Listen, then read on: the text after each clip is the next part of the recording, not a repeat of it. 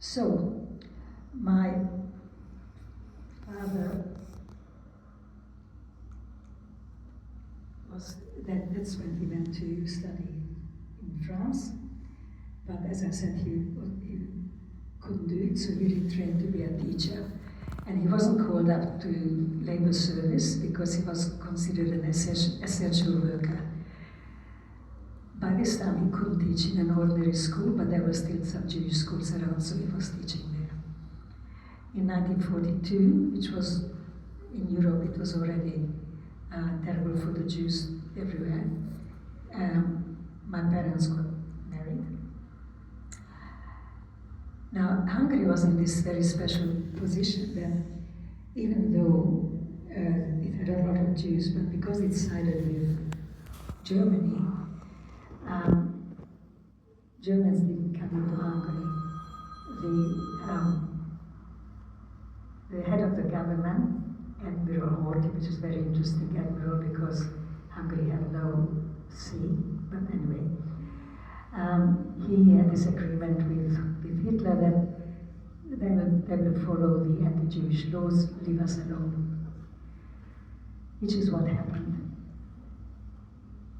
So people had difficulty carrying on with the business, but some businesses were still good. Lawyers might or might not have jobs. Engineers might or might not have jobs. It was difficult. However, in 1942 there was a huge battle in the Soviet Union, in Russia, in Stalingrad. It was a long siege, and eventually Germany got defeated in the battles, and that was the first significant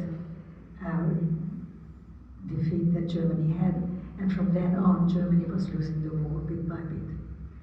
So by the time I was born in 1943, at the end of 1943, Germany was already losing the war, but in Hungary the Germans still were not in. However, because the war was being lost, Admiral Horthy realized that things are not so good for Hungary, maybe they are on the wrong side. So he started to negotiate, or tried to negotiate with the Allies to swap sides.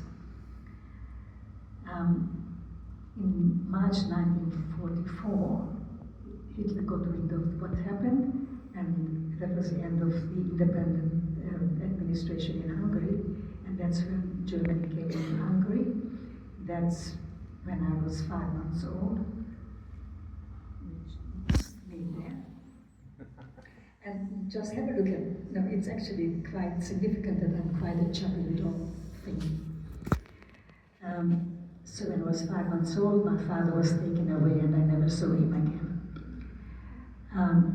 My mum and I and all the other Jews were told to take our belongings and go into a ghetto, which was hastily erected. So part of Debrecen was sort of walled off, and we all had to wear, not me, because I was too little, but children from 6 onwards, and all Jewish adults had to wear this yellow star.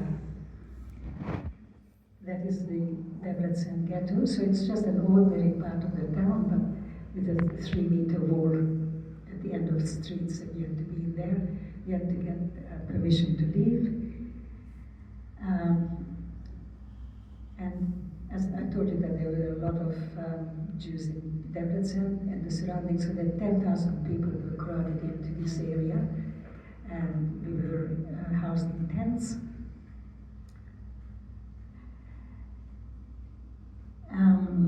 Then, when I was 8 months old,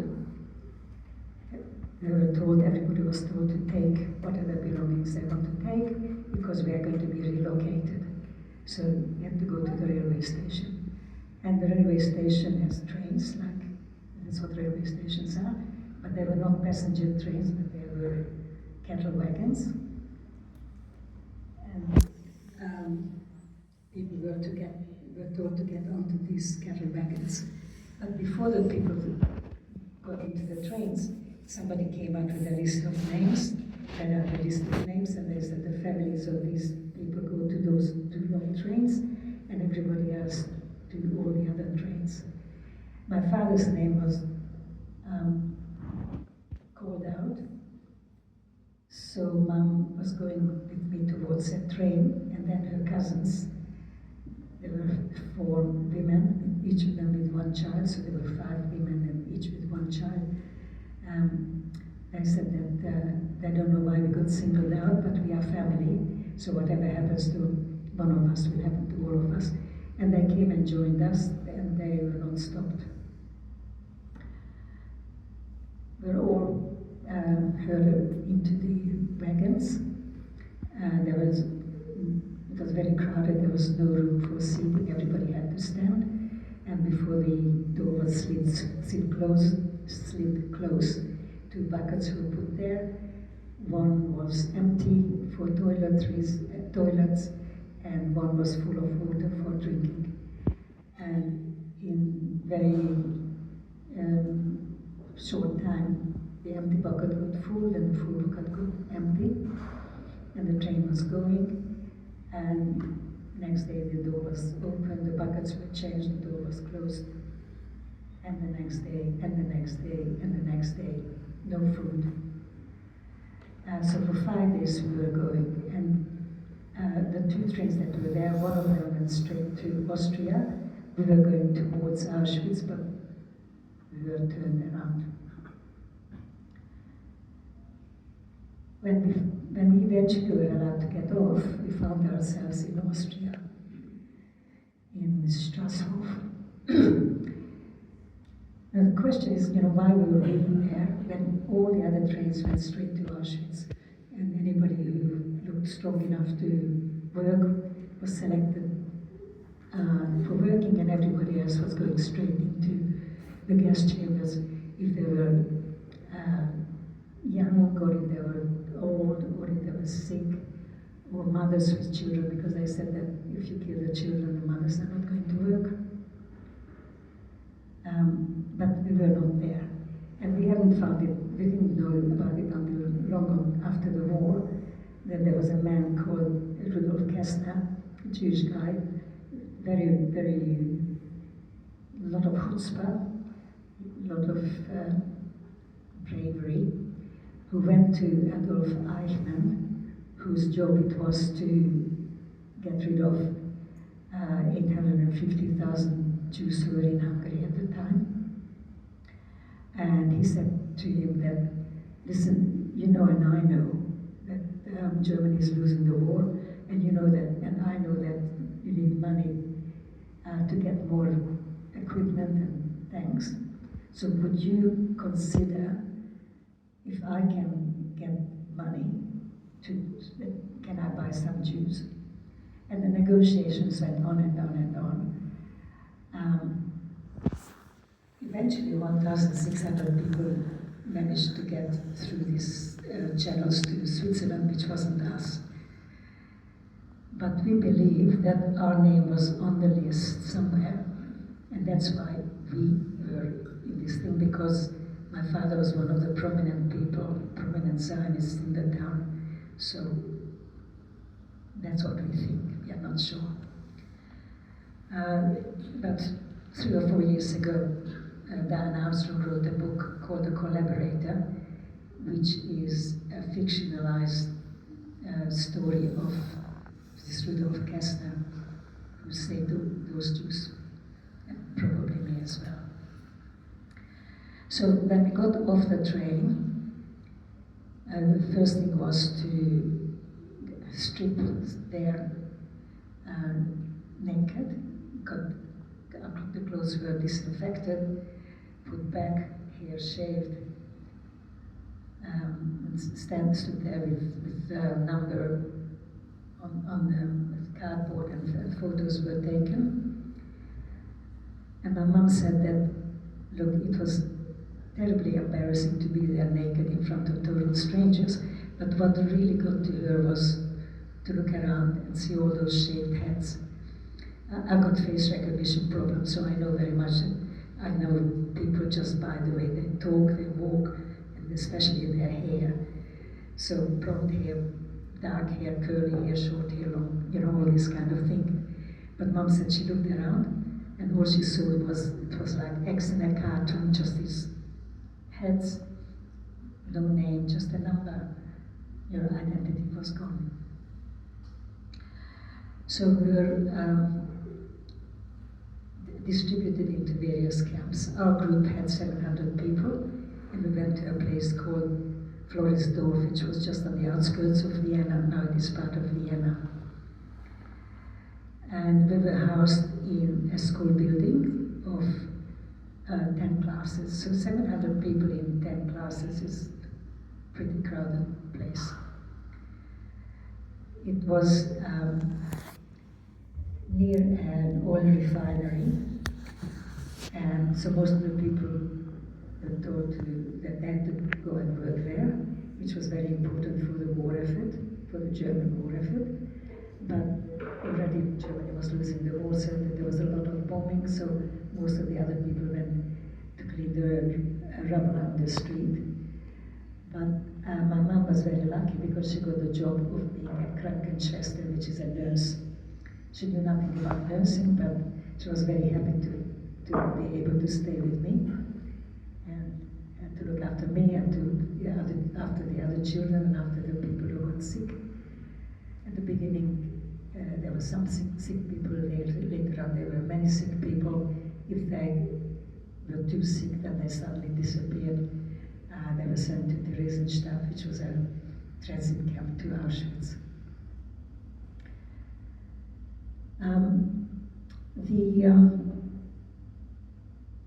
The question is, how come that there were children in this camp? It was not it was a labor camp, but how come that there were children? Because everybody knew that children were the least useful to the German war effort. Well, again, we didn't know until way after the war that this was a show camp. And a show camp is something where the Red Cross, International Red Cross, would come occasionally, and their job was to see whether things were according to the rules of the war, because even during war there are certain things that are not allowed to be done. So they would come, and before they would come, all the people got some more decent clothes to wear, and the mothers with the children were lined up and told to stand, not to talk to the people, just stand there and look smart. So the Red Cross would come in, and they'd go and, yes, well, yeah, things are good, but this is war. So, and then they would go and back with the clothes and back to work. They reported what they saw, which wasn't the truth. And these show camps, there were quite a few show camps, but the most notorious of them was Theresienstadt, where they even made a propaganda film of people playing tennis and having coffee and smoking and having a wonderful time, and that was shown everywhere that this is where the Jews are, all nice. And it was only maybe 30, 40 years ago that the Red Cross admitted that they were complicit in covering up what they saw. And so people worked, and food was a problem because for breakfast the adults got just a mug of black liquid, which was called coffee, but it wasn't. For lunch it was soup, which was vegetable soup with occasionally some fat or some meat floating in it, and everybody was hoping that they get a serving from the bottom of the pot. And for dinner it was a slab of black bread. The children got a white some kind of a porridge. But I had the added it was all terribly inadequate for everybody, but I had the added misfortune of already being off my mother's breast, but I was too young to eat the proper food, so I had some of the porridge, but it just wasn't good, wasn't enough. So I became thinner and thinner and sicker. And for some unfathomable reason, the camp commander decided that he didn't want to see me dead, because I was getting very sick. So he's organized with a policeman and a guard and my mum to go to a hospital in Vienna. I didn't believe this story until I found document that even in Berlin there was a hospital for Jews, again probably for propaganda.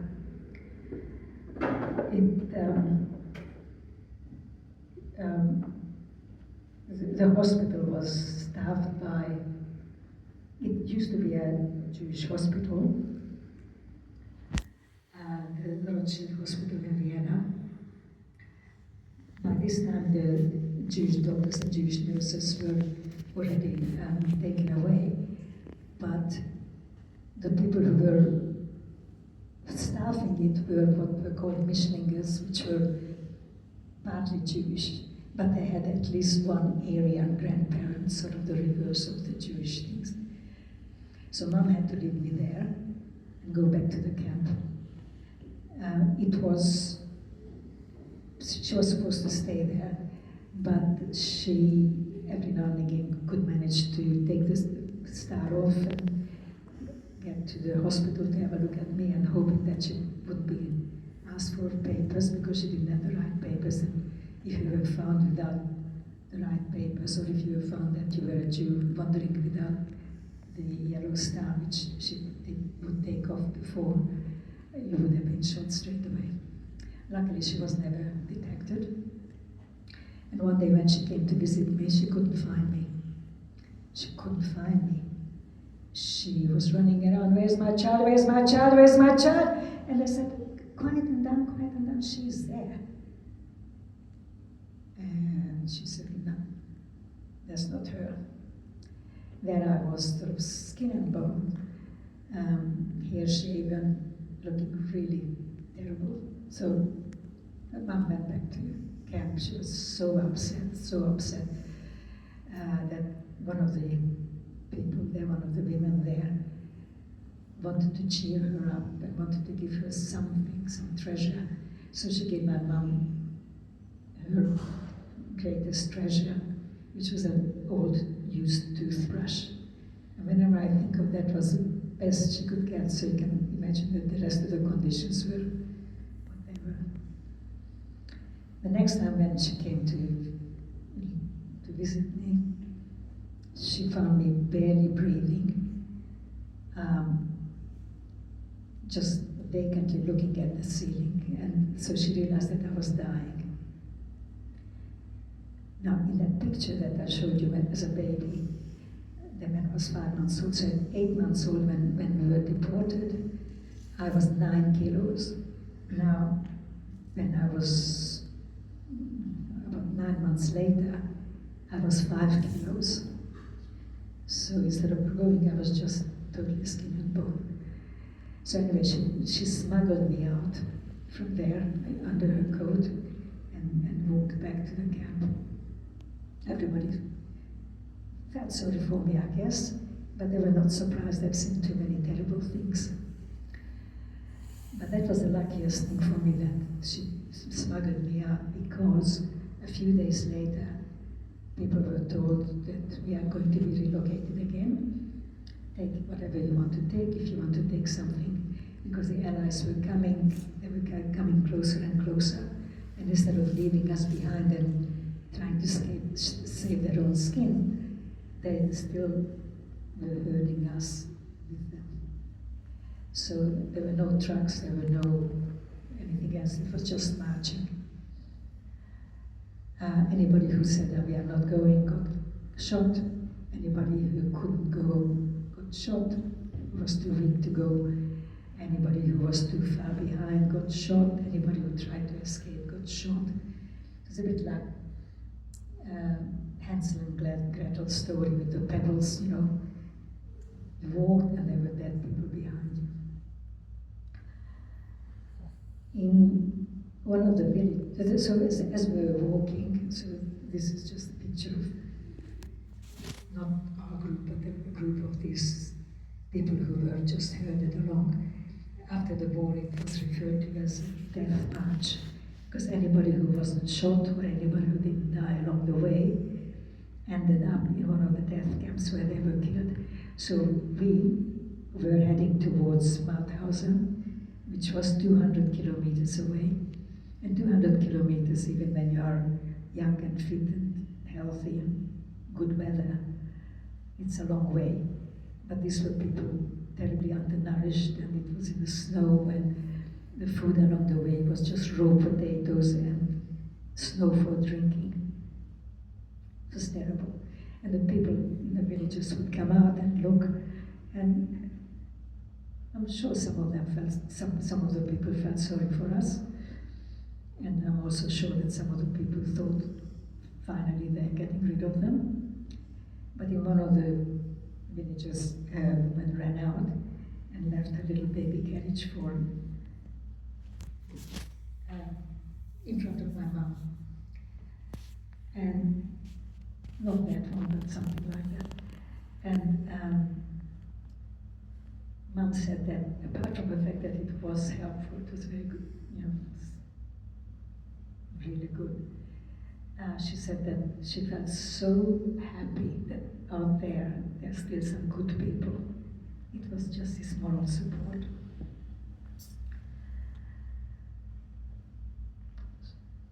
As we were walking along, even right at the beginning, the people were telling my mom, "Look, Susie, don't carry that dying child. You're just making it life very difficult for you. She's going to die any minute, so just save your strength for yourself." But luckily she didn't listen to them. Anyway, so we were going, and we realized that we were going to die like all the people before us or after, anywhere, everywhere around. So the group decided that the only possibility, very, very slim chance, is that if we escape. And we saw what happened to the people who were trying to escape. Still, there was this vague possibility. So one night, as we were going through the forest, this whole group of us made a run for it. So the group consisted, as I mentioned, there were 5 women with 5 children, and the mother of 2 of the women, the father of 1 of the women, and the husband of 1 of the people. So there were 14 of us. And my mom said that, you know, one person might be able to get in the dark to escape. 2, 3. But this was a group of 14 with 5 children. She said it was impossible that at least one of the soldiers didn't see us, maybe more than one. So they defied orders. Same as the commander at the camp who sent us. I don't know if he defied orders, but obviously maybe he had a choice, and he chose so there were no bad consequences for him, maybe because he wasn't found out, but anyway. So these soldiers too, they decided that they're going to do what they feel is right, and they didn't shoot us. So we were in this forest, and the plan was to walk at night and lie low during the day, and then walk again at night. We didn't know where, but just away. So as dawn was approaching, they saw an abandoned-looking cottage. So we went up into the attic to wait until nightfall. But towards the evening, some German soldiers came there. It wasn't abandoned, it was just empty during the day. So everybody in the attic froze with fear. They barely dared to breathe. But I started to cry. And the one husband said to my mom, "Quieten that child, or I will quieten her." Everybody knew what it meant. And I knew this story. And of course, I didn't think much of this uncle. But as an adult, I realized that it was referred to as a choiceless choice. Either I die and the others might be saved, or we all die, including me. Now, luckily, we were not detected because either the people downstairs were too noisy, or my crying was too feeble, or my mum quieted me, I'm not sure. But they decided that they can't stay in the attic. It was too dangerous. So very, very quietly, one by one, came down to meet further up in the forest. Mum and I were the last ones to come down, and Mum decided that it's safer for us and safer for them if we don't go together. So they went another path to meet further up, but Mum and I went the other way. Now next morning, my mum said that next morning was the happiest day in her entire life. Before, after, everything. The sun was shining, the snow was almost melted, and little plants were starting to come out of the ground. The birds were singing, and there was a little brook. And Mum washed whatever clothes we had, laid out in the grass. And I was alive, and there was nobody around, and we were free. So she didn't think of yesterday, she didn't think of tomorrow, she was just living in the present. We were free, and I was alive. But a couple of days later it started to rain, and we needed shelter. So in this forest there was a valley, and in the valley Mum saw some houses. So we went down, and she knocked on the door and said, "We are Hungarian refugees, can we come out of the rain?" And the door got shut in our faces, but eventually somebody let us in until the rain was going to stop. So we were there, and next morning there was all this rumor running through the village that, "Did you hear, did you hear, did you hear?" You know, those people who were marching, those Jews, well, a group of them escaped, and they got caught, and they all got shot. So Mum just had to fix her eyes on the ground, pretending not to hear or not to understand. By the time the rain stopped, she'd made herself very useful, so they allowed us to stay there. There was a young girl called Maria who was 4, and I was by that time a year and a half. So they took Maria into their bedroom, and Mum and I stayed there for the next few weeks, which was already the end of the war there. But for the village, that wasn't good news, because the Allies who were coming to liberate that part of the country, that part of the German area, because Austria was part of Germany then, were the Russians. And the Russians had this terrible reputation of being terribly cruel to their enemies, and of looting and raping, and so the villagers were petrified what to do. We have to hide in the forest, run. But my mum said, "Allow me to try something." So the place where she was born, which was Hungary during the First World War, at the end of the First World War, those borders were drawn like I showed in the first picture, and where she was on the other side of the border. Because what happened, because Hungary was on the losing side in the First World War also, the punishment for Hungary was that the borders, all the mixed population, were given to the other countries. So that was Slovakia, north of Hungary where Mum was, but there was this newly created country, Czechoslovakia, so she grew up in Czechoslovakia. And Czech is a language similar to Russian, so she told the villagers that, "Let me try something." So again, with me in her arms, we went to the approaching tanks, and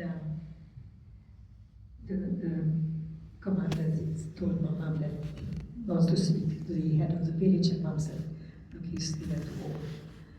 Well, I need food for my man. And Mum said, oh, look, this is a really, really poor village, and during war, it's terrible, there's no food. But to make matters worse, your comrades were here just a couple of hours ago, and they went from house to house, and they took every scrap of food that they could find. We've got nothing, nothing, nothing. They went that way, and maybe if you go to those villages over there, you might be able to find something. And miraculously, she was believed. So the Russians didn't go into the village. It was for that village that was the end of the war, and they treated Mum as their savior. And it was wonderful, wonderful for them. The war finished in Europe a few weeks later, and Mum was very keen to get back, but they wouldn't let us go until the baby, who was 5 kilos at the time, they said that she won't survive going home. So they kept us there until I was 8 kilos, which was still a kilo less than I was almost a year before. And at 5 kilos, I think a large baby can be 4.5 kilos. So I was, at a year and a half, I was 5 kilos. Anyway, after a few weeks, few months, whatever it was, I was viable enough to go home. The journey home was fraught with terrible things, but some of it was good. Like Mum, there was no proper transport, so Mum got whatever ride she could get, and quite often she got it on Russian tanks or Russian trucks. And people say, what? A young, beautiful woman, with these rapists. But Mum said that as she saved me during the war, I saved her after the war because they like the babies. It's a bit like the Italians. And they left. She was all right. Until one time it wasn't okay.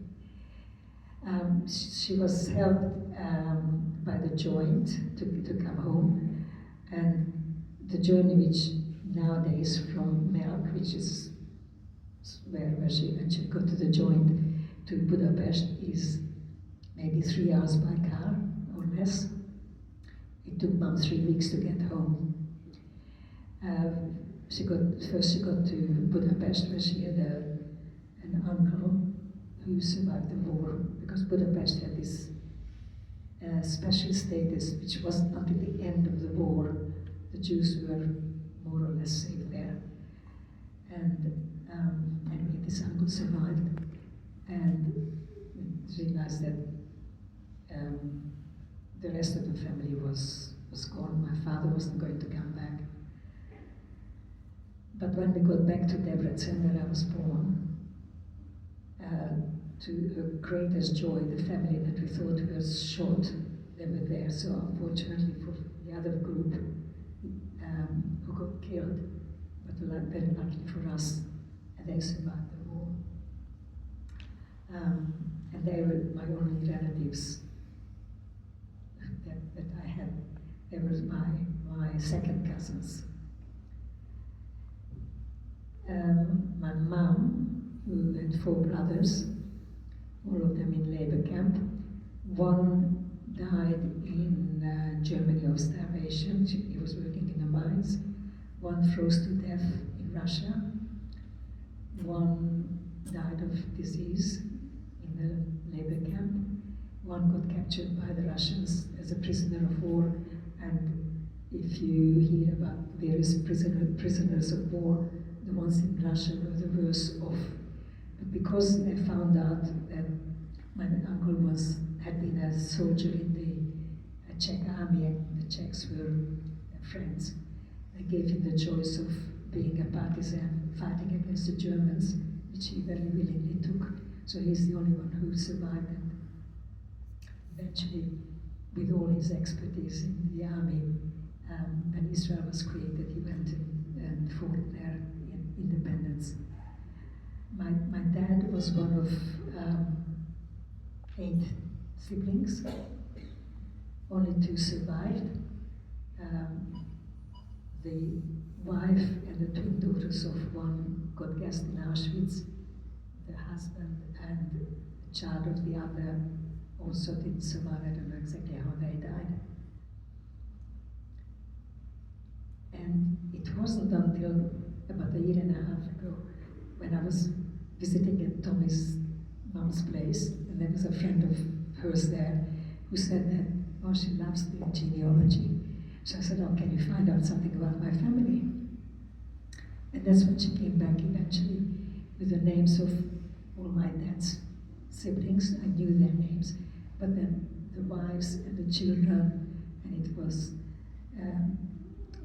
Albert, 3 months, Auschwitz, Miriam, 4 years, Auschwitz, all these people, all these cousins I didn't even know they existed, and suddenly they had names, and they were people. It gave me a bigger shock than all the other things that I heard until then. So, and this is after 2 years after liberation. Obviously, I've got some flashback on me again. I love that photo because my mom looks so lovely. And around that time, my mom remarried a man whose wife and son were gassed in Auschwitz, but he not only was my mom's husband, but he actually adopted me, and he was my father, so he was my father that I knew, and I was very fortunate. He was a very loving man. So we stayed in Hungary until, well, we stayed in Hungary, and then Israel was fighting for independence, and then in 48 my parents wanted to go to Israel. We sent some of our stuff there, and my mom was learning Hebrew, but then the Iron Curtain came down, which means that you weren't allowed to leave any of those Eastern Bloc countries. And it wasn't until 1956 there was a revolution in Hungary, and it was easier either to escape or to go to live by some legal means. And that's when we came to Australia, and that's where I went to school, and that's where I met my husband, and we got married here. And it wasn't until 4 years ago that it occurred to me that I hadn't visited the village where we were hiding. So I looked it up. It's called Eidental, and it was on an ordinary map you can't see it because it's just a dot, but on Google you can find everything. And remember I told you that this was in Austria where there's snow in winter, and this was in a forest, and this was in a valley, and the only contact I could find on Google at this place was a camel riding school, which was most unexpected. So I contacted the camel riding lady, and I said, oh, I'd like to meet the Gershbauer family. And she said, why? And I thought, I'm not quite sure if you like Jews or you don't like Jews, so I wanted to be a little bit vague. And I said, in the 40s, my mother and I stayed with them. Anyway, I asked, and is Maria still alive? And she said, oh no, Maria died last year. And I felt so terrible that I could have met this one person who probably remembered me. Anyway, eventually she agreed that she can see if she can find some relatives, and I should be there on a Saturday afternoon at 3 o'clock, whatever day. And I organized to be there on a Saturday afternoon at 3 o'clock, but COVID came, so I couldn't go. And then 3 years later, I did go. And so those,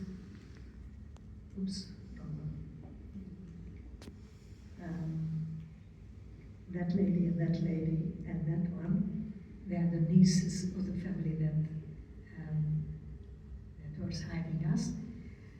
And these two are the son and the granddaughter of the people who were deported with me, my cousins, my second cousins.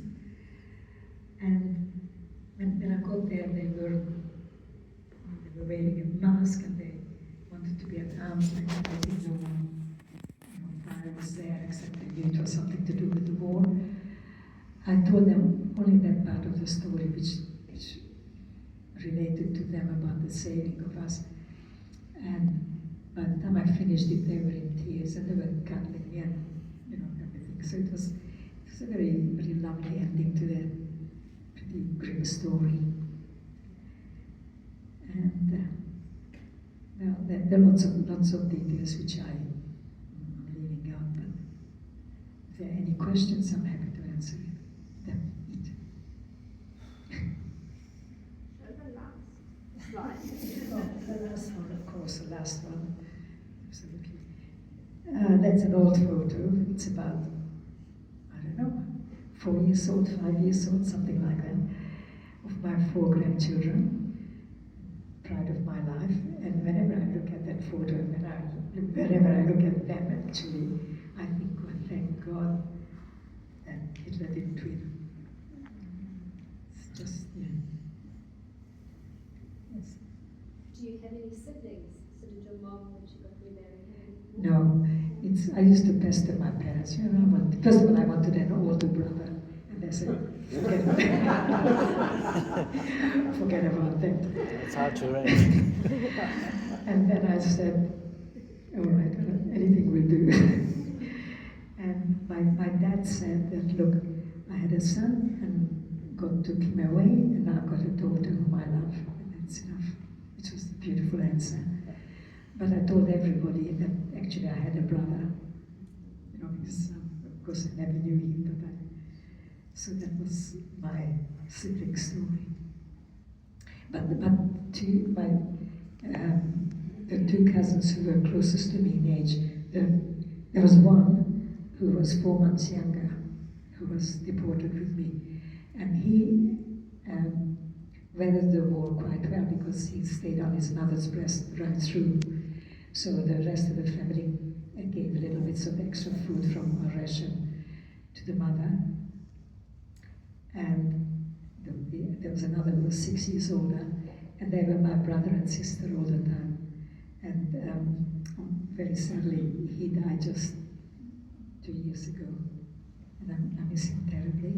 And the other one is still alive, and I'm going to visit her again in October.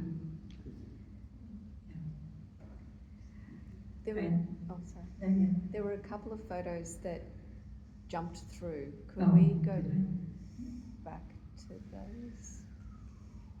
I think it was 2 or 3 before this. So that one and the one before. So Did I jump through that one? That's my very handsome Safari, late husband. Yeah. Yes, his war story is different because they were involved with the Japanese invading. He was of Baghdadi heritage, but already his parents and maybe some of his grandparents were born in Burma. They got there as strangers, and they lived there until the Japanese came during the Second World War, and they had to flee to India. And they stayed in India until there were the riots in India between the Hindus and Muslims, and then they came to Australia. But it was very difficult because part of the family were not allowed to come in because there was a white Australia policy. And this photo looks quite dark, but it wasn't quite as dark. So some part of the family who were white enough could come here and the others couldn't. Oh, they're in Israel, they're in England, they're in America. Judy, I'll add to that. My late father went through the to help all the Burmese Jews who were trying to flee and to come to India. And he would ride on a bicycle. He had a bakery and he would put bags of bread on his bicycle, and he would ride through the forest to bring all these Burmese Jews who were trying to escape out and bring them into Calcutta. Yeah, there was a very, very big, well, from Baghdad, where there had been Jews for 3,000 years, since the first temple. And in 1946 there were 300,000 Jews, and now there is not even one. Exactly. Talk about ethnic cleansing. Yeah. So a lot of the people before them, they traveled to Singapore, to Burma, to India as merchants, and then they settled there. That's my husband's family.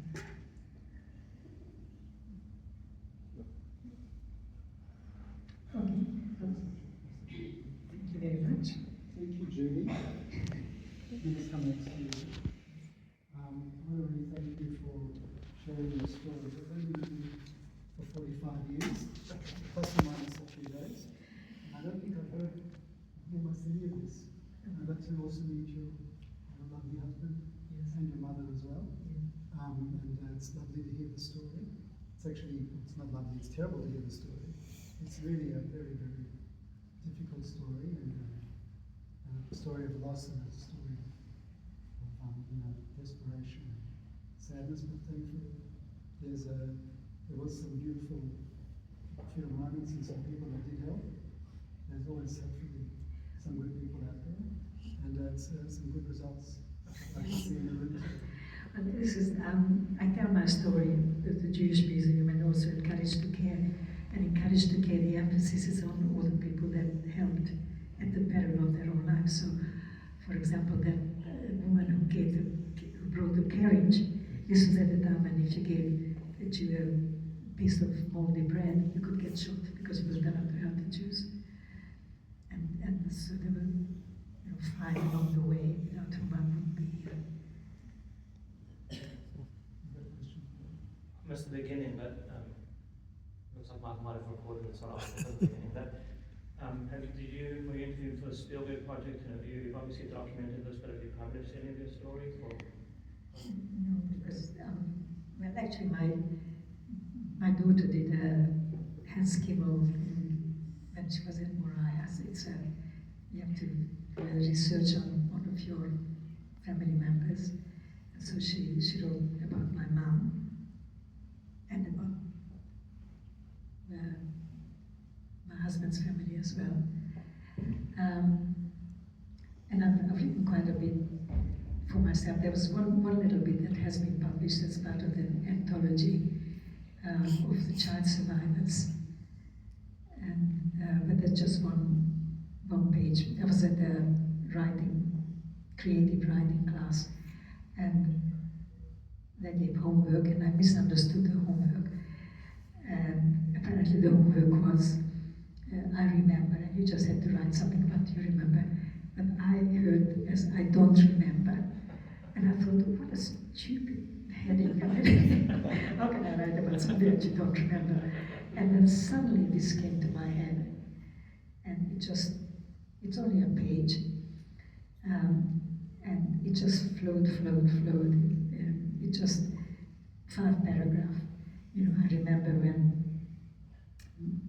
I went back with my mom to the town where I was born, and she pointed at one of the buildings at the balcony, and she said, that's where we stood when my father was taken away.